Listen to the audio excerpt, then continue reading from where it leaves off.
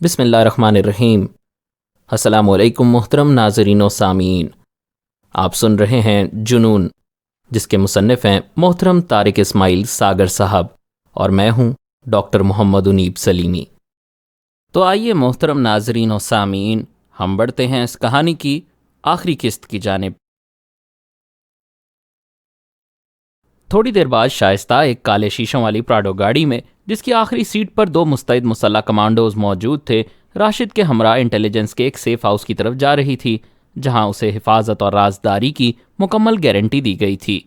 اس سفر کا اختتام قریباً 2 گھنٹے بعد کراچی کے ایک مضافاتی علاقے میں موجود ایک شاندار فارم ہاؤس پر ہوا، جہاں اس کے لیے ضروریات زندگی کا تمام سامان اور پہلے سے وہاں ایک فیملی موجود تھی۔ اس نے انٹیلیجنس کے ذمہ داروں سے درخواست کی تھی کہ جب تک اس کو مکمل احساس تحفظ نہیں ہو جاتا، اسے یہاں سے کہیں اور منتقل نہ کیا جائے۔ راشد ہر مرحلے پر اس کے ساتھ موجود تھا۔ اس نے اس سیف ہاؤس پر خاصا وقت گزارا تھا۔ اس دوران اس کے کزن آصف اور ایک کرنل صاحب نے شائستہ کی رضامندی کے ساتھ اس کا طویل بیان آڈیو اور ویڈیو ریکارڈ کیا تھا۔ اس بیان میں شائستہ نے زرباغ کی نجی زندگی سے متعلق ایسے بھیانک انکشافات کیے تھے جنہیں سن کر راشد بھی دنگ رہ گیا۔ جب وہ بیان ریکارڈ کروا رہی تھی، راشد نے وہاں سے جانا چاہا، لیکن شائستہ کے اصرار پر اسے انٹیلیجنس کے کرنل صاحب اور اس کے کزن نے وہاں رکنے کی اجازت دے دی۔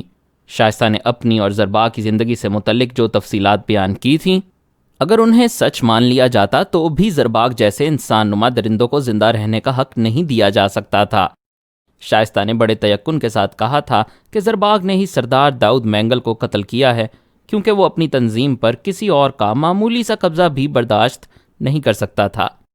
اس نے کئی مرتبہ شراب کے نشے میں بدمست ہو کر شائستہ کے سامنے اس پر اپنا رعب جمانے کے لیے جو انکشافات کیے تھے، وہ تمام انٹیلیجنس کے علم میں آ چکے تھے۔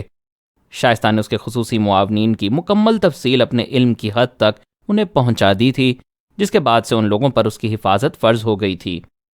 اس نے اپنے بیان کے آخر میں واضح کر دیا کہ وہ کسی لالچ، خوف یا کسی اور جذبے سے بیان نہیں دے رہی۔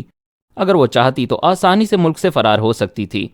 اس کے پاسپورٹ پر یورپی ممالک کے ویزے لگے تھے، جہاں اسے بآسانی سیاسی پناہ بھی مل جاتی، لیکن اب اس نے زرباغ کو عدالت میں لانے کا فیصلہ کر لیا تھا۔ شائستہ کو ان لوگوں نے ہر ممکن تعاون کی یقین دہانی کروائی تھی۔ اس روز پہلی مرتبہ جب شائستہ اور راشد رات کے کھانے کے بعد باہر لان میں تنہائی میں بیٹھے تھے، تو راشد نے اس کی طرف پورے اعتماد نظروں سے دیکھتے ہوئے کہا، شائستہ، زندگی میں انسان پر ایسے لمحات بھی آتے ہیں جب اس کے جذبات اس کے پروفیشنلزم پر غالب آ جاتے ہیں۔ اب جب کہ تم بہت کچھ جان چکی ہو، میں مناسب نہیں سمجھتا کہ تم سے اپنی حقیقت چھپاؤں۔ اس نے شائستہ کی طرف دیکھا جس کے ہونٹوں پر مسکراہٹ جمی تھی۔ ٹھہرو راشد، جو تم انکشاف کرنے جا رہے ہو مجھے اس کا بہت پہلے سے علم ہے۔ میں جانتی ہوں تم بھی ان لوگوں میں سے ایک ہو جن سے میرا رابطہ تمہارے ذریعے ہوا، لیکن مجھے تم سے کچھ گلہ نہیں، کیونکہ تم نے اپنی پروفیشنل رسپانسبلٹیز کو کبھی شرف انسانیت پر غالب نہیں آنے دیا۔ تم نے کبھی مجھے چیٹ نہیں کیا، مجھ سے کوئی ناجائز مطالبہ نہیں کیا۔ میں جانتی ہوں تم بھی انٹیلیجنس آفیسر ہو، اس لیے تمہارے کسی انکشاف سے مجھے کوئی فرق نہیں پڑے گا۔ شائستہ کے اس انکشاف پر وہ حیرت زدہ تھا۔ مجھے افسوس ہے، لیکن یہ میری آئینی اور قانونی ذمہ داری ہے کہ میں اپنے افسران اعلیٰ کے احکامات کے تابع رہوں۔ راشد نے بمشکل جملوں کا انتخاب کیا۔ راشد پلیز ایسے مت سوچو، مجھے تم سے کوئی گلہ نہیں۔ میرے لیے تو تم بلیسنگ بن کر آئے ہو۔ تم نے مجھے گائیڈ کیا، میں اس موذی سے بچ گئی، ورنہ یہ بھی مجھے میری ماں کی طرح مار ڈالتا اور کسی کو شک تک نہ ہوتا۔ شائستہ نے اسے مطمئن کرنا چاہا۔ وہ نہیں چاہتی تھی کہ راشد کو اس حوالے سے ایک لمحے کے لیے بھی احساس ندامت ہو۔ دونوں کافی دیر تک باتیں کرتے رہے، جس کے بعد راشد اس سے اگلے روز ملاقات کا وعدہ کر کے لوٹ آیا۔ بریگیڈیئر جہاں زیب نے دونوں کو یہ خبر دے کر واقعی حیران کر دیا تھا، لیکن کرنل زاہد جانتا تھا کہ اس خبر کا پس منظر کیا ہے۔ انہیں صبح کانفرنس کے فوراً بعد بریگیڈیئر صاحب نے اپنے کمرے میں طلب کیا تھا اور یہ اطلاع دی تھی کہ مولانا مفتی صاحب نے ایک اہم شخصیت کے ذریعے بریگیڈیئر صاحب سے خفیہ ملاقات کی درخواست کی ہے۔ ملاقات سے پہلے کی تیاری کے سلسلے میں انہوں نے کرنل زاہد اور میجر امجد کو طلب کیا تھا۔ سر، آج کل لشکر کے معاملات ٹھیک نہیں۔ لشکر کا غازی گروپ مولانا مفتی صاحب کو غازی کی موت کا ذمہ دار سمجھ رہا ہے۔ کمانڈر اصغر، جس نے لشکر پر قبضہ کیا ہوا ہے، بھی ان کے نزدیک کانٹروورشل ہے۔ مولانا مفتی صاحب دورہ امریکہ کے بعد سے ٹیلی فون کے سلسلے میں خاصے محتاط ہو گئے ہیں اور اپنے فون پر وہ رابطہ نہیں کرتے۔ ممکن ہے کوئی دوسرا نمبر استعمال کر رہے ہوں۔ میرے خیال سے انہیں بالآخر ہماری ضرورت آن ہی پڑی ہے۔ کرنل زاہد نے اپنی بات مکمل کرنے کے بعد میجر امجد کی طرف دیکھا۔ چند روز پہلے کسی پراسرار شخصیت نے مولانا صاحب سے ملاقات کی ہے؟ پراسرار اس لیے سر کہ اس نے ظہر کے بعد قریباً زبردستی ان سے ملاقات کی ہے۔ ان کے خدمتگاروں میں موجود ہمارے سورس کے مطابق مولانا مفتی صاحب ظہر اور عصر کے درمیان کسی سے نہیں ملتے بلکہ قیلولہ فرماتے ہیں، لیکن اس شخص کا نام سنتے ہی وہ ملاقات پر تیار ہو گئے تھے۔ ہمارے سورس نے ملاقاتی کا نام کمانڈر اسامہ بتایا ہے، لیکن یہ نام اصلی نہیں۔ یہ لوگ آپس میں ملاقات کے لیے بھی فیک نیمز استعمال کرتے ہیں۔ اس کے بتائے ہوئے نئے نقش کی مدد سے جو تصویر تیار ہوئی ہے وہ بھی کچھ زیادہ واضح نہیں، کیونکہ آنے والا داڑھی منڈا تھا۔ یہ لوگ بھیس بدلنے کے لیے داڑھی منڈوا لیتے ہیں۔ آبی چھرا بھی جینز کی پتلون میں مارا گیا تھا۔ میجر امجد نے کہا، تو یہ بات ہے۔ مولانا صاحب کو اب اپنے لڑکوں سے تھریٹ آ رہا ہے؟ بریگیڈیئر جہاں زیب نے کہا، یس سر۔ دونوں نے یک زبان رائے دی۔ ٹھیک ہے، میٹنگ ارینج کرو، ملنے میں کیا حرج ہے؟ بریگیڈیئر صاحب نے مسکراتے ہوئے کہا، اوکے سر۔ کرنل زاہد نے احتراماً کہا۔ اگلے روز نماز مغرب کے بعد مولانا مفتی صاحب اور بریگیڈیئر صاحب کی ملاقات ایک سیف ہاؤس میں ہو رہی تھی، جہاں مفتی صاحب کی درخواست پر رازداری کا خصوصی اہتمام کیا گیا تھا۔ اس بات کا مولانا مفتی صاحب کبھی اندازہ ہی نہیں کر سکتے تھے کہ اس ملاقات کی ایک ایک تفصیل ریکارڈ ہو رہی ہے۔ اس سیف ہاؤس میں اس کا خصوصی اہتمام تھا۔ مولانا مفتی صاحب کا یہاں فقید المثال استقبال کیا گیا۔ ان کے ساتھ ساتھ تمام لوگ بالکل مریدوں کے انداز میں بات کر رہے تھے اور وہ بہت مطمئن اور پرسکون دکھائی دے رہے تھے۔ بریگیڈیئر صاحب کی درخواست پر مولانا مفتی صاحب نے کرنل زاہد کو بھی اس میٹنگ میں بیٹھنے کی اجازت دے دی۔ انہوں نے اپنی تیار کردہ کہانی کے مطابق اپنے بیان کا آغاز کیا اور بتایا کہ جب سے قلندر خان اس کھیل کا حصہ بنا ہے اس میں بہت خون ریزی آ گئی ہے۔ انہوں نے بتایا کہ قلندر خان نے مولانا مفتی کی طرف سے دہشت گردی میں تعاون نہ ملنے پر لشکر سے براہ راست رابطہ کر لیا تھا۔ مولانا مفتی صاحب نے بتایا کہ وہ قلندر خان کی دعوت پر ہی امریکہ گئے تھے، لیکن اس نے وہاں مولانا مفتی کی ملاقات لشکر کے لیے فنڈز دینے والوں سے نہیں کروائی۔ انہوں نے اپنی آمد کی وجہ یہ بتائی کہ اب انہیں لشکر کی طرف سے جان کا خطرہ ہے اور وہ سمجھتے ہیں کہ لشکر کی سرگرمیاں ملکی سالمیت کے خلاف ہیں۔ وہ لشکر کے اہم کارندوں کو گرفتار کروا سکتے ہیں اگر انہیں اس بات کی مکمل گارنٹی مل جائے کہ ان کو حفاظتی گارڈز ملیں گے اور آئندہ بھی ایجنسی ان سے تعاون جاری رکھے گی۔ انہوں نے بریگیڈیئر صاحب سے درخواست کی تھی کہ لشکر کے خلاف جو بھی کارروائی ہو اس میں اس بات کا شبہ تک نہ پایا جائے کہ اس میں مولانا مفتی صاحب کا ہاتھ ہے، اور قلندر خان سے ان کے تعلقات بالکل متاثر نہ ہوں، کیونکہ اس کے فنڈز بند ہونے سے مدرسہ بند ہو جائے گا۔ بریگیڈیئر صاحب نے کھلے دل سے ان کی پیشکش قبول کی اور کہا کہ ان کو مکمل احترام اور پروٹوکول دیا جائے گا اور ملک کے لیے ان کی اس خدمت کو یاد رکھا جائے گا۔ مولانا مفتی صاحب نے ان کے سامنے قلندر خان کے فراہم کردہ سیٹلائٹ فون پر اس سے بات بھی کی تھی اور بریگیڈیئر صاحب کی خواہش پر چند منٹ کے لیے یہ فون بھی انہیں دیا تھا۔ جب فون انہیں واپس ملا تو وہ قلندر خان کے لیے غیر محفوظ ہو چکا تھا۔ مولانا مفتی صاحب بھی کوئی دودھ پیتے بچے نہیں تھے۔ وہ جانتے تھے کہ فون کیوں لیا گیا ہے، لیکن وہ خود یہی چاہتے تھے کہ جب تک وہ قلندر خان سے اپنا تعلق پوشیدہ رکھنا چاہتے تھے تب تک فون بھی محفوظ رہا۔ اب وہ یہی چاہتے تھے کہ معاملات انٹیلیجنس کے علم میں آ جائیں تاکہ انہیں مولانا مفتی صاحب پر ڈبل کراس ہونے کا شک نہ رہے۔ انہوں نے بتایا کہ 13 تاریخ کو لشکر کے کمانڈروں کے درمیان صلح کروانے کے لیے انہوں نے کہاں خفیہ میٹنگ کا اہتمام کیا ہے، جس میں مولانا مفتی صاحب نے بھی شرکت کرنا تھی۔ باقی پروگرام ISI نے خود ترتیب دے لیا تھا۔ تھوڑی دیر بعد مولانا مفتی صاحب اس ٹنٹڈ ونڈوز والی لگژری SUV میں رخصت ہو رہے تھے جو انہیں یہاں تک لائی تھی۔ مقررہ مقام پر انہوں نے مولانا مفتی صاحب کی خواہش پر انہیں خود سے الگ کر دیا۔ آج 11 تاریخ تھی اور شام ہی سے کرنل زاہد کی کمانڈ میں آپریشنل ٹیم ایکٹیو ہو گئی تھی۔ مولانا نے جس علاقے میں میٹنگ کی نشاندہی کی تھی وہ کبھی ان کے وہم و گمان میں بھی نہیں آ سکتا تھا اور آج تک کسی کا اس طرف خیال بھی نہیں گیا تھا۔ 11 اور 12 تاریخ کو دن کے اجالے اور رات کے اندھیرے میں آپریشنل ٹیم کے تمام کمانڈوز اس طرح کیموفلاج ہو گئے تھے کہ کسی کو ان پر معمولی سا شک بھی نہیں ہو سکتا تھا۔ 12 تاریخ کی صبح بلوچستان کے اس دور دراز علاقے کی چھوٹی سی مسجد میں 5 میڈیکل ٹیم کے لوگ آ کر ٹھہر گئے۔ یہاں 2-3 ماہ میں کسی نہ کسی میڈیکل ٹیم کا چکر لگتا ہی رہتا تھا، اس لیے اسے معمول کی کارروائی سمجھا گیا۔ کسی کو اس بات کا علم نہ ہو سکا کہ انہوں نے یہاں نماز کے لیے آنے والے قریباً ہر شخص کی تصویر محفوظ کر لی تھی۔ عصر کی نماز کے بعد وہ لوگ اپنے معمولات کے مطابق قصبے کے چند گھروں میں بچوں کی بیماری اور ادویات کے سلسلے میں گئے وہ اپنے معمول کے مطابق ہر گھر کا دروازہ کھٹکھٹاتے اور انہیں رشد و ہدایت کی تلقین کرتے۔ اس دوران وہ قصبے کی اس حویلی تک بھی پہنچ گئے جو اصل میں ان کا ٹارگٹ تھی۔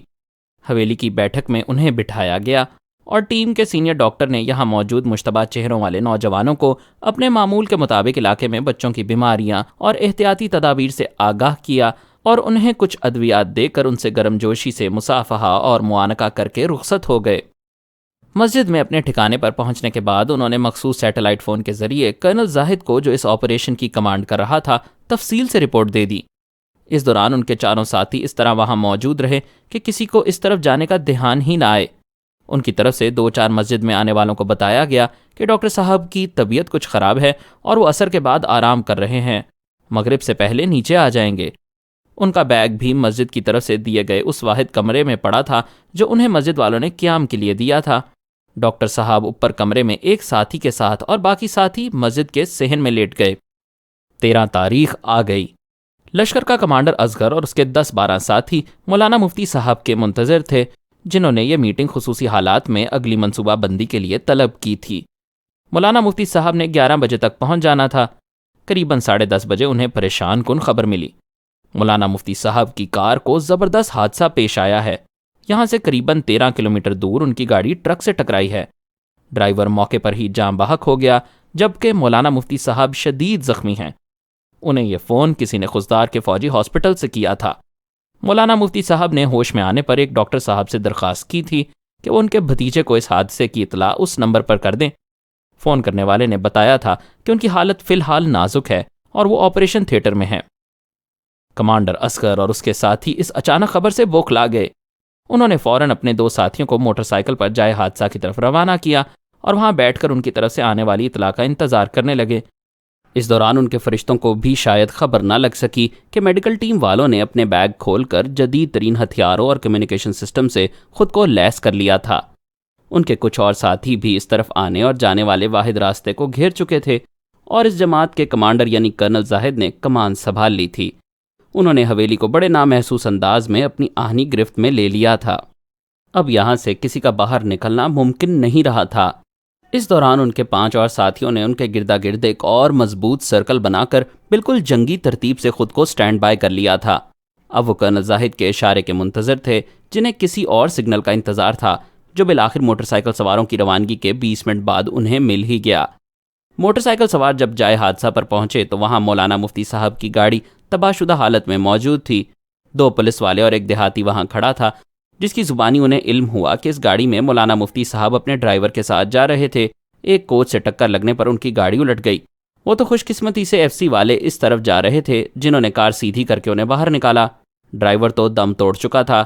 مولانا مفتی صاحب کی حالت بھی بہت خراب تھی۔ FC والے دونوں کو خضدار کی طرف لے گئے ہیں۔ کوچ والا بھاگ گیا ہے۔ دونوں نے فوراً یہ اطلاعات کمانڈر اصغر کو پہنچائیں، جس نے فون سننے کے بعد دوسرے ساتھیوں کو کہا کہ حادثے کی تصدیق ہو گئی ہے، وہ ظہر کے بعد کھانا کھا کر نکل جائیں اور اگلی ہدایت کا انتظار کریں۔ سب نے افسوس کا اظہار کیا۔ وائرلیس پر اطلاع ملتے ہی کرنل زاہد نے باہر راستے پر موجود اپنے جوانوں سے کہا کہ موٹر سائیکل والے واپس آ رہے ہیں، انہیں وہیں قابو کر لو۔ اس کے ساتھ ہی اس نے گو اہیڈ کا سگنل دے دیا۔ حویلی کے گرد کچھ جھاڑیوں میں انہوں نے پوزیشن لی ہوئی تھی۔ جیسے ہی پہلا کمانڈو پوزیشن سے نکل کر حویلی کی طرف بڑھا، حویلی کی چھت پر موجود ایک دہشت گرد کو اس پر شک گزرا اور اس نے فائرنگ شروع کر دی۔ کرنل زاہد اور ان کے 3 ساتھی برق رفتاری سے فائرنگ کرتے آگے بڑھے اور کھلے دروازے سے اندر جا گھسے، جہاں اصغر اور اس کے ساتھی تیار ہو رہے تھے۔ ان کے سنبھلنے سے پہلے اصغر اور اس کے 2 ساتھی ان کا نشانہ بن گئے۔ باقی فائرنگ کرتے حویلی کے دوسرے حصے کی طرف بھاگے، شاید ادھر دوسرا دروازہ تھا۔ جیسے ہی وہ دروازے سے باہر نکلے، دوسری طرف میجر سکلین اور ان کے ساتھیوں نے ان پر حملہ کر دیا۔ 15-20 منٹ تک یہ آنکھ مچولی ہوتی رہی۔ بالآخر 3 دہشت گرد ہاتھ کھڑے کر کے باہر نکل آئے۔ ان کے باقی تمام ساتھی مارے جا چکے تھے، جبکہ دونوں موٹر سائیکل سواروں کو باہر قابو کر لیا گیا تھا۔ کرنل زاہد کا ایک ساتھی زخمی تھا، جسے بازو اور ٹانگ میں گولی لگی تھی۔ ان کے ساتھیوں نے برق رفتاری سے ترتیب کے مطابق تینوں دہشت گردوں کو کلیئر کرنے کے بعد ان کے ہاتھوں کو کمر کے پیچھے باندھا، ان کی آنکھوں پر پٹی باندھی اور وہاں پہنچنے والے ایک FC کے ٹرک میں لاشوں سمیت سب کو بٹھا کر اپنے کچھ ساتھیوں کے ساتھ رخصت کیا، جبکہ زخمی کمانڈو کی مدد کے لیے آنے والے ہیلی کاپٹر میں کرنل زاہد اور 2 ساتھی سوار ہوئے۔ اس سے پہلے کہ وہاں کے مکینوں کو کچھ سمجھ آتی، لاشوں، زخمیوں، میڈیکل ٹیم کے ساتھیوں اور کمانڈوز سمیت سب منظر عام سے غائب تھے۔ بریگیڈیئر جہاں زیب آپریشن روم سے تب باہر آئے جب گرفتار ہونے والوں کو محفوظ ہاتھوں، لاشوں کو ہسپتال اور زخمی کمانڈو کو آرمی میڈیکل سینٹر میں پہنچانے کے بعد کرنل زاہد کی کمان میں باقی ٹیم ان تک پہنچی۔ انہوں نے فردن سب سے معانقہ کرنے کے بعد انہیں آپریشن کی شاندار کامیابی پر مبارکباد پیش کی۔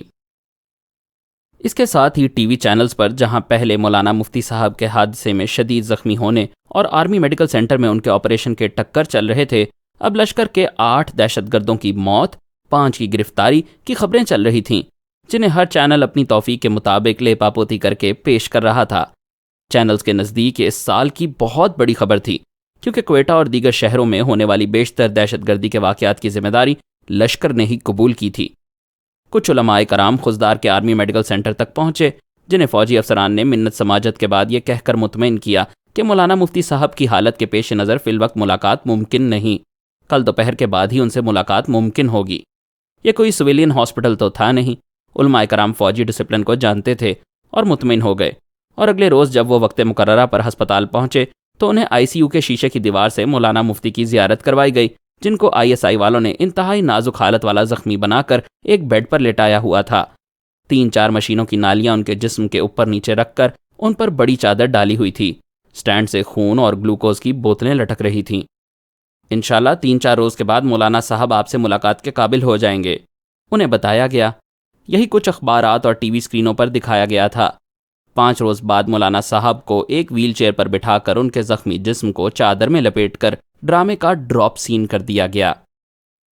15 روز کے بعد مولانا مفتی صاحب اپنے مدرسے میں پہنچ گئے۔ ابھی تک ان کے زخم مکمل مندمل نہیں ہوئے تھے، اس لیے زیادہ وقت وہ گھر پر ہی گزارتے تھے۔ انہوں نے اپنے پہلے ہی بیان میں لشکر کے جوانوں کی شہادت پر سخت غم و غصے کا اظہار کیا اور کہا کہ حکومت اس واقعے کی غیر جانبدار انکوائری اعلیٰ عدلیہ کے جج کی سربراہی میں کروائے۔ اگر یہ واقعہ جعلی ہے تو ذمہ داروں کو گرفتار کر کے عدالت میں پیش کیا جائے۔ انہوں نے اخبار نویسوں کے سوالات کے جواب میں کہا کہ لشکر سے ان کا کوئی تعلق نہیں، لیکن ماورائے عدالت کسی بھی پاکستانی کے قتل کا وہ ضرور نوٹس لیں گے، خواہ وہ غیر مسلم ہی کیوں نہ ہو۔ مرنے والے بہرحال مسلمان تھے۔ انہوں نے لشکر کے 3 اہم کمانڈرز کی شہادت پر افسوس کا اظہار کیا، ان کے گھروں میں جا کر تعزیت کی اور نوجوانوں سے درخواست کی کہ وہ ہتھیار رکھ کر حکومت سے مذاکرات کریں، کیونکہ اسلام امن کا درس دیتا ہے، لڑائی مار کٹائی کا نہیں۔ مولانا محترم نے حادثے میں شہید ہونے والے اپنے ڈرائیور کے خاندان کی بھی مکمل کفالت کا اعلان کیا، جو فاٹا کے کسی گاؤں کا رہنے والا تھا، لیکن اس بات کا بھی اقرار کیا کہ حادثہ ان کے ڈرائیور کی غلطی ہی سے پیش آیا۔ انہوں نے اس امر پر سخت افسوس کا اظہار کیا کہ ابھی تک پولیس ان کی کار سے ٹکرانے والی کوچ کا پتہ نہیں لگا سکی۔ مولانا مفتی صاحب جب 15 دن آئی ایس آئی کی وی آئی پی ٹریٹمنٹ کے مزے لوٹ کر گھر پہنچے تو ان کے لاکر میں محفوظ سیٹلائٹ فون پر قلندر خان کی لاتعداد کالز موجود تھیں۔ مولانا نے مخصوص اوقات میں سلسلہ ملایا۔ سلام دعا اور خیر خیریت کے بعد انہوں نے بتایا کہ آج ہی وہ گھر لوٹے ہیں اور یہ فون چونکہ ان کے لاکر میں محفوظ ہوتا ہے اس لیے وہ بات نہیں کر سکے۔ انہوں نے بتایا کہ ان کی مخدوش حالت کے پیش نظر لشکر کے ساتھیوں کی شہادت کا علم انہیں 8 دن بعد ہوا جب انہیں ملاقات کی اجازت دی گئی۔ انہوں نے ان شہادتوں کو عالم اسلام کا بڑا نقصان قرار دیتے ہوئے قلندر خان سے کہا کہ اب ان کا دل دنیا سے اچاٹ ہو گیا ہے، یہ صدمہ ان کے لیے ناقابل برداشت ہے۔ قلندر خان کے تو ہاتھوں کے طوطے اڑ گئے، اس کی تو دکان ہی بند ہوتی نظر آئی۔ لشکر میں جن سے رابطہ تھا وہ مارے گئے۔ مولانا مفتی صاحب کا دل اچاٹ ہو گیا۔ وہ ڈگلس سے اب کس کے نام پر چندہ اور اپنی کمیشن وصول کرے گا؟ نہیں مولانا صاحب نہیں، اللہ کے لیے ایسا نہ کریں، آپ ہماری آخری امید ہیں، ہم آپ کے ساتھ ہیں، ہمت کریں، نوجوانوں کو اکٹھا کریں اور اپنے مشن پر گامزن رہیں، انشاءاللہ آپ کو کبھی فنڈز کی کمی کا احساس نہیں ہوگا۔ اس نے تیزی سے کہا، اب آیا نا اونٹ پہاڑ کے نیچے، تم بھی بیٹا بڑے رابطے کرتے تھے لشکر سے، ہمیں مکھن سے بال کی طرح نکال رہے تھے۔ انہوں نے دل ہی دل میں قلندر خان کی موجودہ حالت سے لطف اندوز ہوتے ہوئے سوچا۔ قلندر خان بھیا، مجھے 4-5 دن ذرا سوچنے کا تو موقع دو، انہوں نے کہا۔ ضرور سوچیں مولانا صاحب، لیکن ایسی باتیں نہ کریں، امت کو آپ کی رہنمائی درکار ہے۔ مولانا مفتی صاحب، آپ کی خاموشی مخالفین کے حوصلے بڑھائے گی اور وہ علماء حق کے لیے بڑے مسائل کھڑے کر دیں گے۔ قلندر خان نے بے چینی دکھائی۔ اچھا بھائی، ابھی تو نقاہت سے بات بھی نہیں ہو رہی، پھر بات کریں گے انشاءاللہ۔ انہوں نے دل ہی دل میں قلندر خان کی بے بسی پر زوردار کہا بلند کیا اور اللہ حافظ کہہ کر فون بند کر دیا۔ تیسرے روز مولانا مفتی صاحب نے بریگیڈیئر صاحب سے ملاقات کر کے آئندہ کے لیے لاہ عمل دریافت کیا۔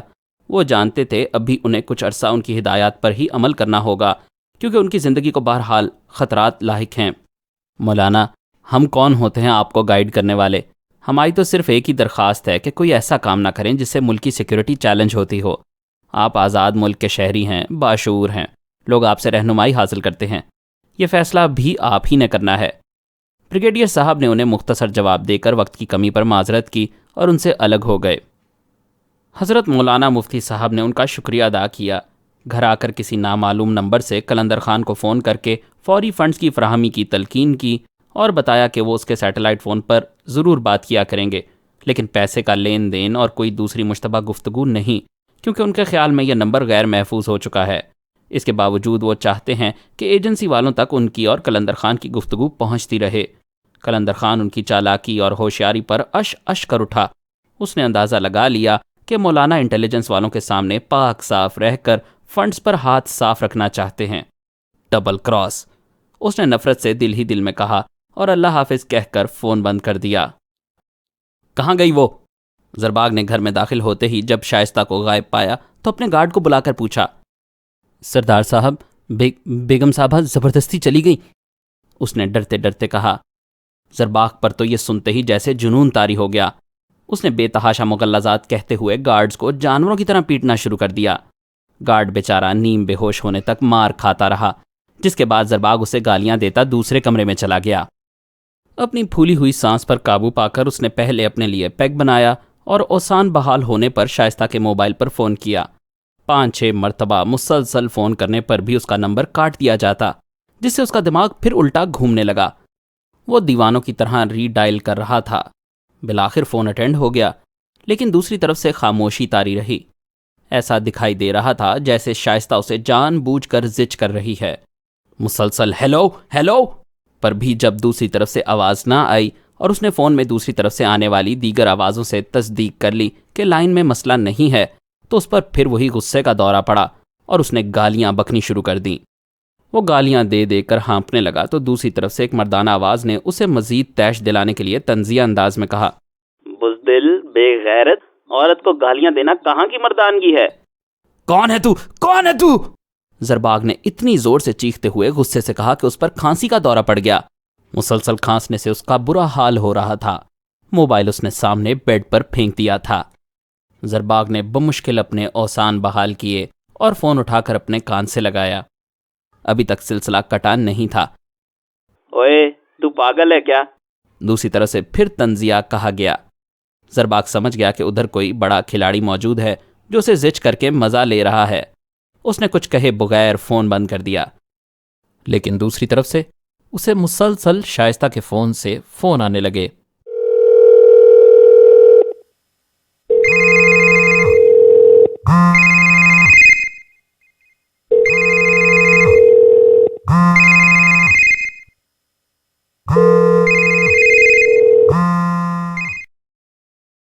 جیسے ہی وہ کال ایکسیپٹ کرتا لائن کٹ جاتی، کبھی 1-1.5 منٹ خاموشی کے بعد لائن کٹتی۔ زرباغ کو شدت سے اپنے ساتھ ہونے والی کسی خطرناک گیم کا اندازہ ہو گیا۔ 2 روز پہلے سردار داؤد کی لاش غائب ہونے کے واقعے نے اس کو ادموا کیا ہوا تھا۔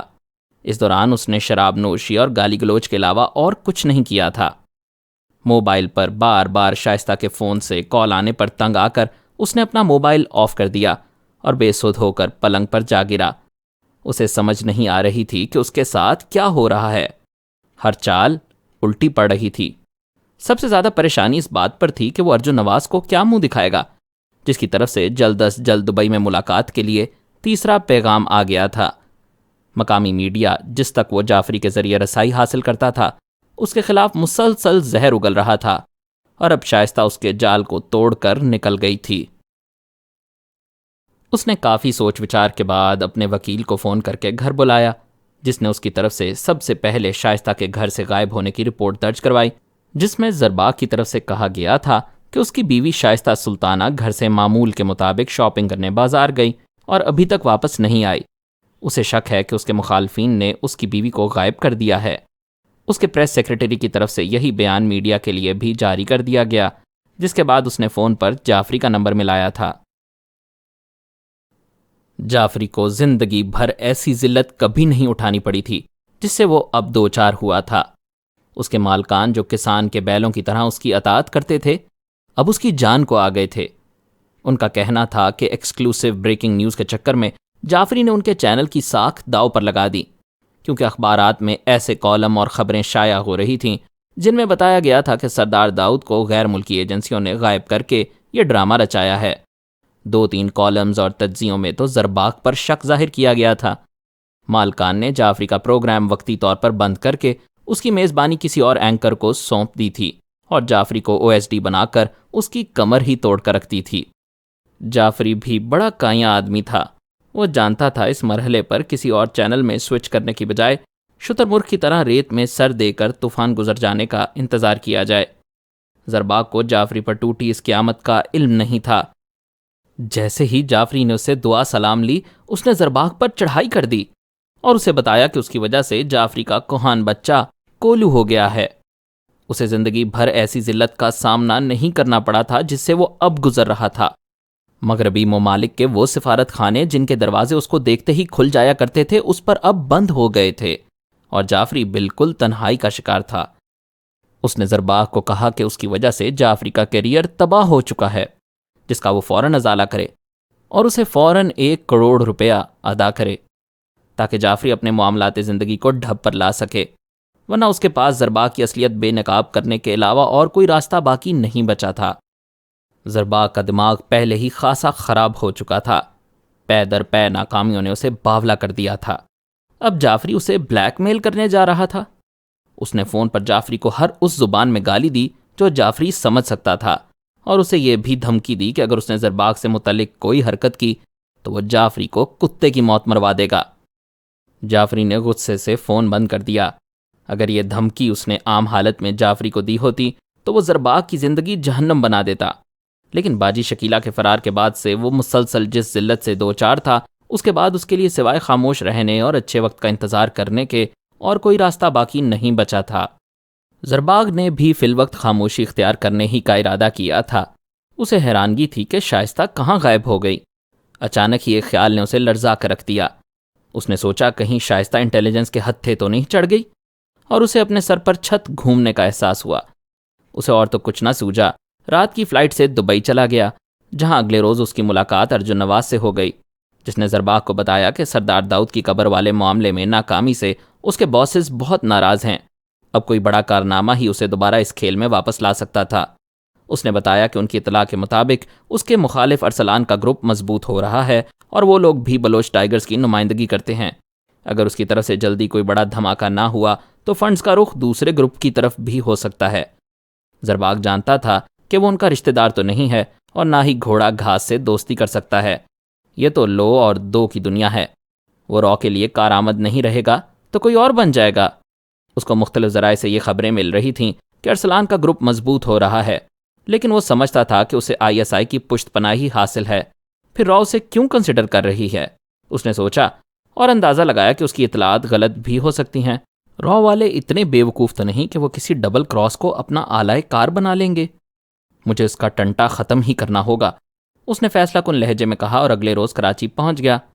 کراچی میں اس نے خاصا خرچہ کرنے کے بعد ایک پریس کانفرنس کے ذریعے اپنی بیوی کے اغوا کا الزام ایجنسیوں پر لگایا اور کہا کہ اس مسئلے پر اس کے قبیلے میں بہت غم و غصہ پایا جاتا ہے، کیونکہ وہ لوگ اپنی کسی عورت کے مسئلے پر جان سے گزرنا معیوب نہیں جانتے۔ سردار داؤد کی لاش کے حوالے سے اس کے دعوے غلط ثابت ہونے کا سوال جب ایک رپورٹر نے کیا تو وہاں موجود زرباق کے بندوں نے اس پر ایجنسیوں کا بندہ ہونے کا الزام لگا کر اس سے لڑنا شروع کر دیا، جس پر ہنگامہ شروع ہوا اور پریس کانفرنس ختم ہو گئی۔ خضدار پہنچتے ہی اس اطلاع نے زرباق کا خون مزید کھولا دیا کہ اس کے 3 انتہائی قریبی ساتھی ارسلان کے گروپ میں شامل ہو گئے ہیں۔ ان میں 2 وہ تھے جو سردار داؤد کی قبر سے آشنا تھے۔ اب اسے اچھی طرح ساری گیم کی سمجھ آ گئی۔ ISI نے اس کے بندوں سے یہ بھید لے کر اس کا ڈرامہ فلاپ کروایا ہے۔ اس نے قسم کھائی کہ جب تک ارسلان اور اس کے ساتھیوں کو قتل نہیں کرے گا واپس کراچی نہیں جائے گا۔ اگلے روز اس کے ساتھیوں نے ارسلان کا ایک ڈبل کراس پیش کر دیا، جس نے 2 لاکھ روپے کیش وصول کرنے کے بعد انہیں بتایا کہ ارسلان اور اس کے ساتھیوں نے ایک اہم میٹنگ ڈیرہ مراد خان کے پہاڑی سلسلے میں کرنی ہے۔ زرباق کے لیے اس سے بڑی خوشخبری اور کیا ہو سکتی تھی؟ اس نے اگلا منصوبہ ترتیب دے لیا تھا۔ دیکھتا ہوں ارجن نواز اب کس سے ہاتھ ملاتا ہے، اس نے دانت پیستے ہوئے کہا۔ اسی روز شام کو یہ ڈبل کراس کرنل زاہد سے ملاقات کر رہا تھا، جنہوں نے بڑی شاندار منصوبہ بندی کے ساتھ یہ خبر زرباغ کے کانوں تک پہنچائی تھی۔ ویل ڈن، انہوں نے ڈبل کراس کی پیٹھ تھپ تھپاتے ہوئے کہا۔ اب تم کچھ دنوں کے لیے انڈر گراؤنڈ چلے جاؤ۔ یس سر، ڈبل کراس نے اپنی جیب میں موجود نوٹوں کو تھپ تھپاتے ہوئے کہا۔ تھوڑی دیر بعد ہی وہ ارسلان سے ملاقات کر رہے تھے، جو مختلف ہتھیار چلانے میں خصوصی مہارت حاصل کر چکا تھا۔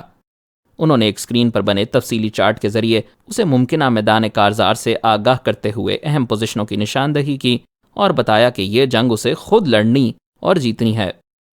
ارسلان نے پورے اعتماد لہجے میں کہا، سر ایسا ہی ہوگا۔ جانے کب سے میں اور میرے ساتھی اس گھڑی کے منتظر تھے۔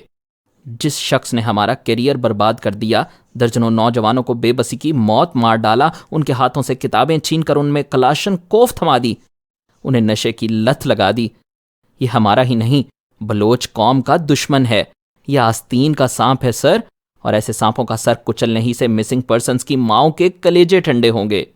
انشاءاللہ سچ اور جھوٹ کا فیصلہ ہوگا۔ آخر کب تک یہ لوگ سچ کو پردوں میں چھپائے رکھیں گے؟ کرنل زاہد نے اسے تسلی دی۔ انہوں نے ارسلان اور اس کے 3 اہم ساتھیوں کو جو اس کے ساتھ ہی موجود تھے بریفنگ دے کر ان کا حوصلہ اور اعتماد کافی زیادہ بڑھا دیا تھا۔ رات کے پہلے پہر وہ ڈیرہ مراد کے اس ڈیرے سے باہر نکلے تھے جہاں انہیں زرباغ نے کل سے چھپایا ہوا تھا۔ ان کی تعداد 8 تھی، جبکہ ان کے 2 ساتھی وہیں زرباغ کی حفاظت کے لیے موجود تھے، جو خود اس حملے کی قیادت کر رہا تھا اور جس نے اپنے ساتھیوں کو حکم دے دیا تھا کہ ارسلان کو کسی بھی حالت میں زندہ اس کے سامنے پیش کیا جائے۔ اس نے وہاں پیٹرول کے 2 ڈرم ارسلان اور اس کے ساتھیوں کو زندہ یا مردہ جلانے کے لیے رکھے ہوئے تھے۔ جیسے ہی بلوچ ٹائیگرز کے یہ دہشت گرد ڈیرے سے باہر نکلے، اچانک وہاں قیامت ٹوٹ پڑی۔ ان پر 3 اطراف سے فائرنگ ہونے لگی۔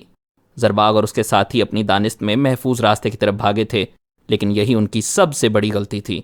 ارسلان نے فوجی تربیت کے مطابق یہ ٹریپ لگایا تھا جس میں وہ اب پھنس گئے تھے، اور جیسے ہی مطلوبہ پوائنٹ پر پہنچے ان پر گولیوں کا می برسنے لگا۔ تینوں نے گھبراہٹ میں ہوائی فائرنگ شروع کر دی تھی، لیکن اب وقت ان کے ہاتھوں سے نکل چکا تھا۔ گو کہ یہ لوگ بھارتی کیمپوں میں تربیت حاصل کر کے آئے تھے، لیکن ان میں سے ایک بھی فرار ہونے میں کامیاب نہ ہو سکا۔ 2 نے سرنڈر کر دیا، باقی سب مارے گئے۔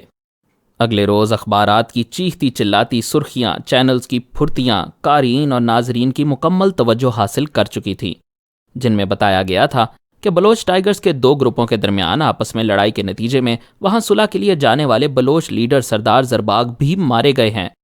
دونوں گروپس نے سردار زرباغ کی موت کا ذمہ دار ایک دوسرے کو ٹھہرایا ہے۔ سردار زرباغ کی موت کے دوسرے دن ان کی بیگم شائستہ سلطانہ بھی اپنے گھر پہنچ گئیں۔ انہوں نے بتایا کہ انہیں سردار زرباغ کے مخالفین نے اغوا کیا تھا، اور وہ ان سے ایک ہی سوال پوچھتے رہے کہ سردار داؤد مینگل کو سردار زرباغ نے کیسے اور کیوں قتل کیا، جبکہ اسے اس بات کا کچھ علم نہیں۔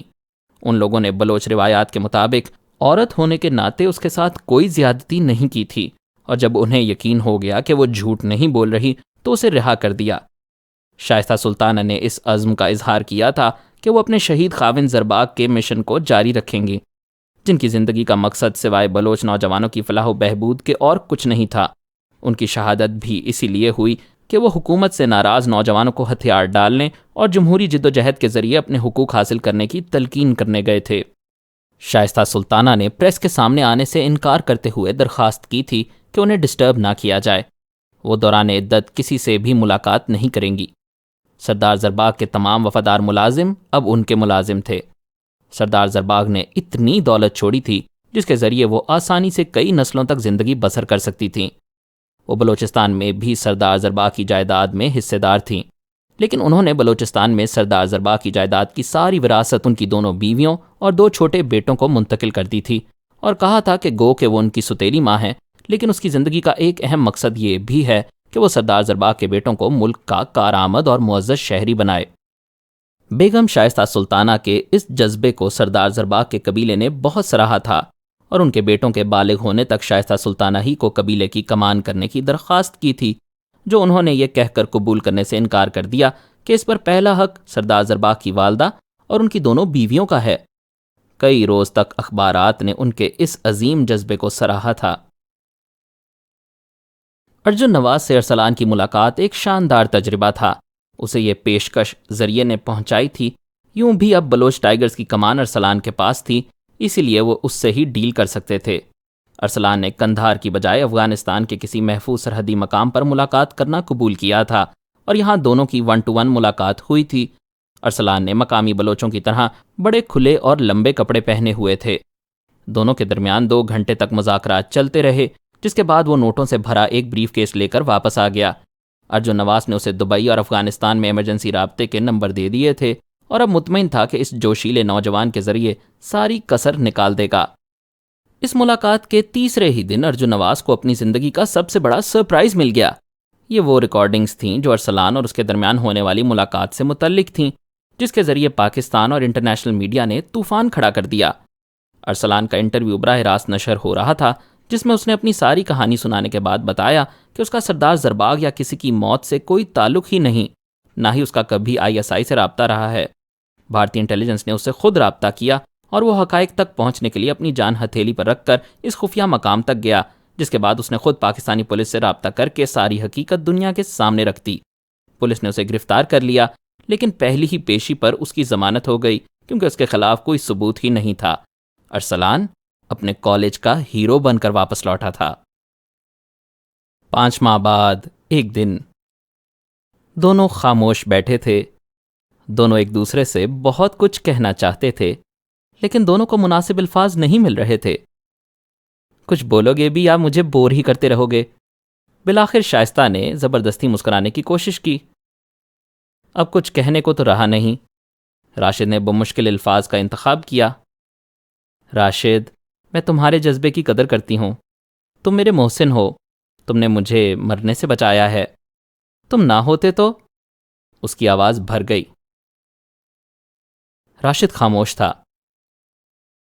راشد، میں کہانی کی ہیروئن کی طرح اپنے ہیرو کو تو نہیں پا سکی، لیکن تمہاری صورت میں زندگی نے جو مجھے دوست اور سہارا دیا ہے، وہ میری زندگی کا حاصل ہے۔